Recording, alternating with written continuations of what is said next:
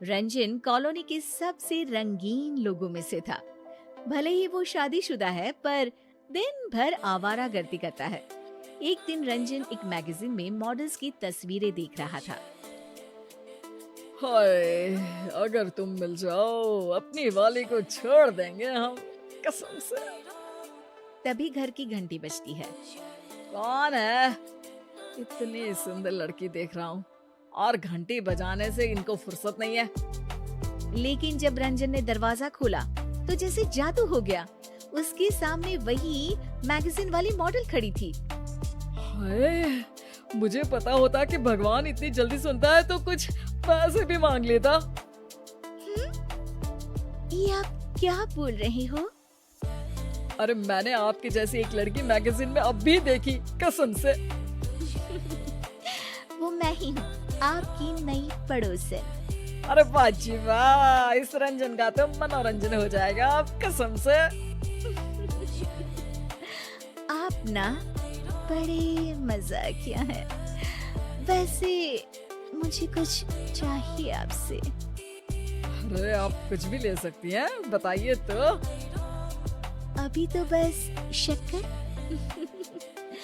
मेरे पति घर पर नहीं है तो शक्कर मिल नहीं रही। सब उनको ही पता होता है। अरे आप कहो तो पूरी चाय बना कर ले आऊं आपके लिए, कसम से। नहीं नहीं, अभी तो शक्कर ही काफी है।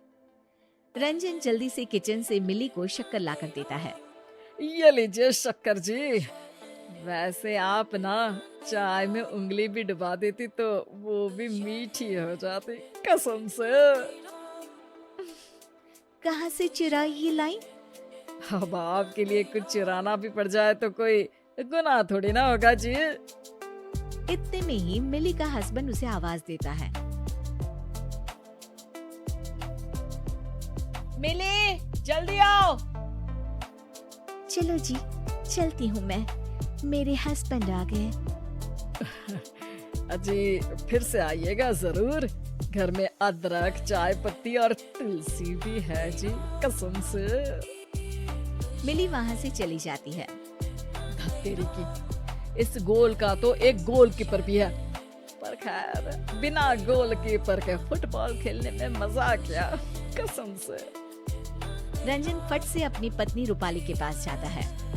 अरे रूपाली, तुम्हें पता है हमारे नए पड़ोसी आए हैं? वो शर्मा जी वाला जो घर था ना, वहाँ। हाँ हाँ, हम जानते हैं। हम तो सुबह ही मिला है मिली भाभी और राधे भैया से। बहुत ही अच्छे लोग हैं। अरे तो मुझे क्यों नहीं बताया? बताया तो था, आप बोले आपसे लोग मिलने आते हैं, आप लोगों से नहीं। अरे अरे अरे तो चलो ना, कम से कम मिठाई देने ही चल लेते हैं, हमारे नए पड़ोसी हैं। हाँ, ये आइडिया सही है। आप जाकर बाजार से लड्डू ले आए, फिर हम साथ चलते हैं उन्हें देने। रूपाली को पता ही नहीं था कि रंजन के मन में ही लड्डू फूट रहे थे। रंजन भाग के बाजार से लड्डू ले आता है और सीधे मिली जी के घर पहुंच जाता है, ताकि वो मिली जी से ढेर सारी बातें कर पाए। पर घंटी बजाने पर गेट खोलते हैं मिली जी के पति राधे। रंजन का धक धक करता दिल जैसे एकदम से बैठ गया।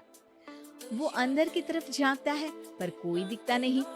जी जी, वो मिली जी दिख नहीं रही।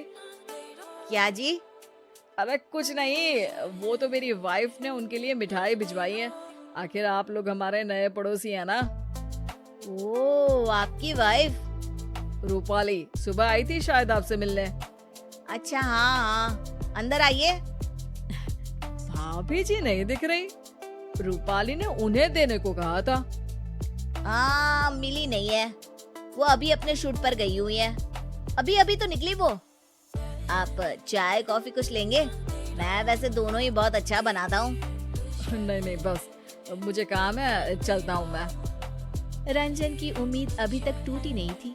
उसने मिठाई के डिब्बे में एक चिट्ठी छिपा दी थी, जो कि सिर्फ मिली जी के लिए थी। पर इधर जब राधे डिब्बा खोलता है मिठाई खाने के लिए, तो उन्हें लगता है कि रूपाली जी ने उनके लिए ही चिट्ठी लिखी है। चिट्ठी में लिखा था, आप हमें बहुत पसंद आए। हमारी बचपन से ही इच्छा थी आप जैसे किसी व्यक्ति से मिलने की। आज वो इच्छा पूरी हो गई। ये चिट्ठी हम आपके लिए छोड़ रहे हैं ताकि हम बता पाए कि आज आपको देखकर हम मंत्रमुग्ध हो गए। बस ऐसे ही चमचमाते रहिएगा। इस चिट्ठी को पढ़कर राधे को लगा कि रूपाली ने ये चिट्ठी उसके लिए लिखी है और वो छुपके से अपनी चाहत का इजहार कर रही है। राधे बहुत गहरी सोच में पड़ गया। ये बात तो सही है, मिली से मैं प्यार तो बहुत करता हूँ, पर घर का सारा काम मुझे ही करना पड़ता है। मिली को तो कभी मेरी मदद करने का मौका भी नहीं मिलता। कभी कभार तो ऐसा लगता है कि मैं घर का नौकर हूँ बस। मुझे कॉफी ऐसी चाहिए, जूस वैसा चाहिए। मिली के नखरों की वजह से हम किसी को हाथ बटाने के लिए भी नहीं बुला सकते। पर रूपाली जी कितनी स्वीट है, कैसे मुस्कुराती है, आहे कैसे शर्माती है और कितनी सुशील भी है। राधे बहुत ज्यादा रिसर्च करने के बाद अगले दिन एक मिठाई का डब्बा खुद खरीदता है और जाकर रंजन के घर दे आता है। वैसे कोई भी और कुछ देकर जाता तो मिठाई का डब्बा सबसे पहले रूपाली ने ही खोला होता, लेकिन रंजन अपनी एक्साइटमेंट में इस बार डब्बा मिलते ही खोल लेता है और अंदर जब उसे एक चिट्ठी दिखती है वो चिट्ठी पढ़ने लगता है। ये दोनों एक दूसरे को चिट्ठी लिखते रहते हैं और सोचते हैं कि एक दूसरे की पत्नियों से इनकी बातें चल रही हैं। इसी बीच ये फैसला लिया जाता है कि अगले संडे दोनों एक दूसरे से मिलेंगे। रंजन राधे को कुछ लाल पहनने को बोलता है और राधे रंजन को कुछ काला। सुनो, मेरी एक मीटिंग है, आता हूँ मैं। हे, थोड़ा किचन के काम से बाहर जा रहा हूँ, सी यू शाम को। संडे आ जाता है और राधे लाल शर्ट पहनकर फूल लेकर पास ही के बगीचे में सबसे कोने वाले पेड़ के नीचे खड़ा हो जाता है। वो खड़े खड़े रूपाली जी का इंतजार कर ही रहा होता है। उतने में उसे रंजन दिख जाता है। अरे तुम यहाँ? अरे मेरा भी यही क्वेश्चन है, तुम यहाँ? दोनों समझ जाते हैं कि उन दोनों की चिट्ठियाँ गलत जगह जा रही थी। अरे मैं तो बस यही हवा खाने आया था। तो मैं भी, बाकी फूल लेकर आए। ये तो मिली के लिए है, फूल खरीद के ले जा रहा था, सोचा थोड़ी हवा खा लूं।